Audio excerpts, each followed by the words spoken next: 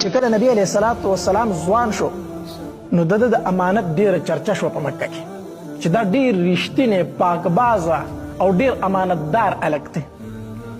نو په مکه مکرمه کې یوه زنانه وه د هغې نوم خدیجه و، حضرت خدیجه رضی الله تعالی عنها. دا لویه تاجره وه او کونډه وه خو لویه تاجره وه. روایاتو کې راځي وایي په سفر باندې به د تجارت سامان چې ته که نه نو د ټول قریشو د مکې د خلکو به چې څومره سامان تجارت و دومره به یوازې د حضرت خدیجه رضی الله تعالی عنها دومره دا مالداره وه.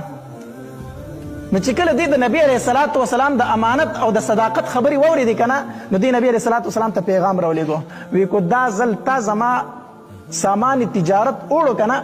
او ما دې پکې تجارت وکړو بل کس ته چې څومره زه مزدوري ورکوم د هغې به ډبل تاله درکړم د هغې به تاله ډبل درکړمه. نبی علیه الصلاة والسلام چې کله دا خبره واورېده نو د خپل نیکو د ابو طالب هغه غریبي ورته مخې ته وه نو دا یې قبول کړه، دا خبره یې قبول کړه. نو د خدیجه رضی الله تعالی عنها یو غلام و د هغه نوم میسره نو دی ورسره ملګری کوي دی به در سره یو تاسو تجارت ته لاړ شئ. نو چې کله دوی تجارت ته لاړو په دغه ټایم کې د نبی علیه الصلاة والسلام عمر 25 کاله 25 کاله چې کله لومبې سفر باندې دی د تجارت روان شو د نبی علیه الصلاة والسلام عمر 25 کاله. نو چې کله دوی د بصرې خوا ته ورسېدل د بصرې خوا ته او هلته یو ونه وه او د هغې په سوري باندې نبي علیه السلام کېناستو که نه نو دغلته کې بیا یو راهب و د هغه نوم نستوره و.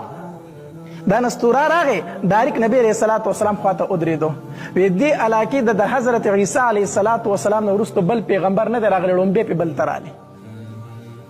لومبې پې ته بل پیغمبر رالی د حضرت عیسی علیه الصلاة والسلام نه وروستو دا خبره یې وکړه. اوس د خدیجه رضی الله تعالی چې کوم غلام دی که نه میسره حیران شو چې دا خبره یې واورېده. د میسره نه یې تپوس وکړو وی د ده په دې سترګو کې چې دا کوم سوروالی دی که نه د نبي علیه السلام په دې سترګو کې داسې سرې سرې کرښې به وي ښه داسې لکېږي دا رګونه غونته نه وي سره سره دا د نبي علیه السلام په سترګو مبارکو کې نو چې د نبي علیه السلام سترګو ته دې نستوره وکتل که نه دې میسره ته وایي د ده دې سترګو نه دا سوروالی چېرته جدا کېږي نو میسره غلام ورته وایي نه زه خو چې ورته ګورم نو دا خو سوروالی پکې دی دا دې چېرته جدا شوی نه دی. نو نستوره څه وایي هو وهو نبي هم دا دی دا نبي دی دا چغې کړې هم دا نبي دی بس د هغې یو علامت دا دی چې د هغه به سترګو کې به سوروالی او دا به ترې لر کېږي نه هم دا پیغمبر دی وهو آخر الانبیا او دا د پیغمبرانو آخري پیغمبر دی. دا خبره یې وکړه. بیا نبی علیه الصلاة والسلام تجارت کې په دغې ځای کې مشغوله شو نو یو تن د نبی علیه الصلاة والسلام سره په دې بیه کې لږ تیز غونته شو که نه نو هغه نبی علیه الصلاة والسلام ته وایي ته په لات او په منات باندې قسم وکړه په لات او په منات او په عزا باندې قسم وکړه. نبی علیه الصلاة والسلام ورته وفرمایل زه نه په لات باندې قسم کوم نه په منات او په عزا باندې قسم کوم. ته په چا باندې قسم کوي؟ زه په خپل یو رب باندې قسم کوم د الله په ذات باندې قسم کوم.